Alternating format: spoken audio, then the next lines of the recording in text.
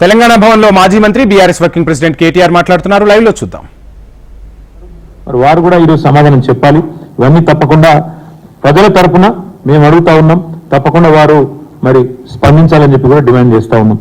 దాంతోపాటు ఆనాడు సరిగ్గా ఎక్కువ కాలం కూడా కాలేదు, సరిగ్గా సంవత్సరం కిందట ప్రతిపక్షంలో ఉన్నప్పుడేమో ఎల్ఆర్ఎస్ అనేది ప్రజలకు ఏమాత్రం లబ్ధి చేకూర్చేందుకు కాదు, ప్రభుత్వ ఖజానా నింపుకోవడానికి మాత్రమే మాట్లాడినారు.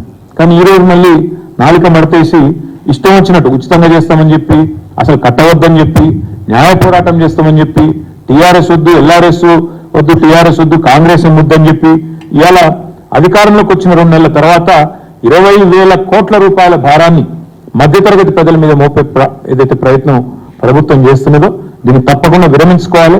ఫ్రీగా మీరు చెప్పినట్టు ఎల్ఆర్ఎస్ ఫ్రీగా చేయాలని చెప్పి రాష్ట్ర ప్రభుత్వాన్ని మేము డిమాండ్ చేస్తా ఉన్నాం.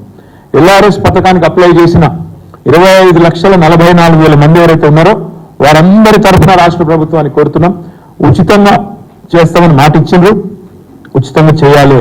లేకపోతే ఒక్కొక్క కుటుంబం మీద దగ్గర ₹1,00,000 పైసలకు భారం పడే ప్రమాదం ఉంది. మీరు 20,000 కోట్ల రూపాయల కోసం మరి ఈ రోజు వాళ్ళు ఈ రకమైన కార్యక్రమం తీసుకున్నారు. ప్రజల నుంచి ముక్కు పిండి మార్చి 31 లోపల వసూలు చేయాలని ముఖ్యమంత్రి గారు టార్గెట్ ఇచ్చినట్టుగా మాకు సమాచారం ఉంది. ఒక్కొక్క కుటుంబం మీద ₹1,00,000 పైచిలకు మరి భారం పడబోతా ఉన్న ఈ పరిస్థితిని వెంటనే ప్రభుత్వం స్పందించి తప్పకుండా వారు ముందుకు వచ్చి గతంలో ఇచ్చిన మాట ప్రకారం వారు నిలబెట్టుకోవాలో ఉచితంగా చేయాలని చెప్పి కూడా మేము కోరుతా ఉన్నాం. పేద ప్రజలు ఆనాడు బట్టి విక్రమార్క గారి మాట, పేద ప్రజలు కష్టపడి పోగేసుకున్న ఒక్కొక్క రూపాయిని కష్టపడి కొన్ని ప్లాట్లలో పెట్టుబడి పెడితే దాన్ని లాక్కుంటుంది ప్రభుత్వం. ఇవాళ మరి రిజిస్ట్రేషన్ చేయమని మెడ మీద కత్తి పెట్టిందని చెప్పి విక్రమార్క గారు ఆనాడు అసెంబ్లీలో మాట్లాడిన మాట. అందుకే మేమనేది వెంటనే ప్రభుత్వం స్పందించి మరి తప్పకుండా ఈ విషయంలో వారి వైఖరిని మార్చుకోవాలని డిమాండ్ చేస్తా ఉన్నాం. ఆ రోజు బట్టి విక్రమార్క గారు చేసిన డిమాండ్ను నేను పునరుద్ఘాటిస్తా ఉన్నా. రిజిస్ట్రేషన్ ఆల్రెడీ అయిపోయింది, మళ్ళీ ఎల్ఆర్ఎస్ ఎందుకు కట్టాలి, అసలు ఎల్ఆర్ఎస్ కట్టకపోతే రిజిస్ట్రేషన్ ఆపే అధికారం మీకు ఎవరిచ్చిండు అనే మాట ఏదైతే అన్నారో నేను వారిని అదే గుర్తు చేస్తా ఉన్నా. ఉచితంగా రెగ్యులరైజేషన్ చేస్తామన్న ఉత్తమ్ కుమార్ రెడ్డి గారి మాటలు ఒట్టి మాటలా లేదా నిజంగా చిత్తశుద్ధితో చెప్పిన మాటలా తప్పకుండా వారు సమాధానం చెప్పాలి అనే మాట కూడా నేను డిమాండ్ చేస్తా ఉన్నా.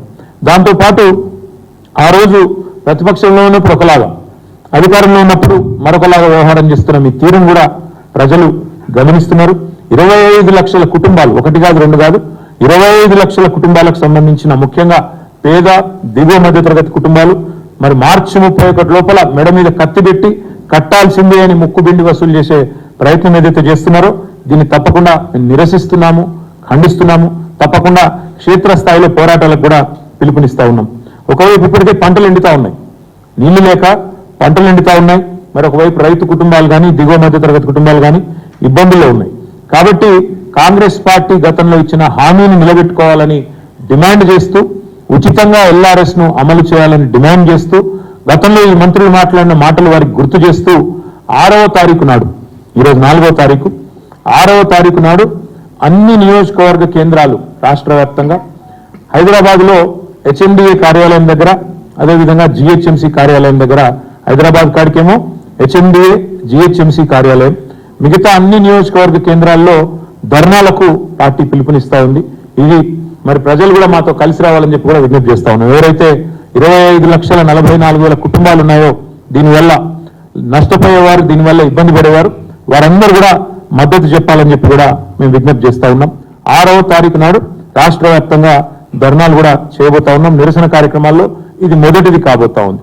తదనంతరం జిల్లా కేంద్రాల్లో కూడా మరి జిల్లా కలెక్టర్లను కలవడం, అదేవిధంగా రెవెన్యూ ఆర్డీఓ గారు కలెక్టర్లు అక్కడ కలెక్టర్లు, లేని చోట ఆర్డీఓలను అక్కడ ఆర్డీఓలను కూడా కలిసి మా పార్టీ తరఫున బాధితుల తరఫున వినతి పత్రాలు కూడా అందజేస్తాం. తప్పకుండా మా పార్టీ తరఫున న్యాయ పోరాటం కూడా చేస్తాం ఈ విషయంలో అని చెప్పి కూడా నేను విజ్ఞప్తి చేస్తా ఉన్నా. గతంలో మరి పిల్లేసిన వెంకటరెడ్డి గారు, గతంలో పెద్ద పెద్ద మాటలు చెప్పిన బట్టి విక్రమార్క గారు,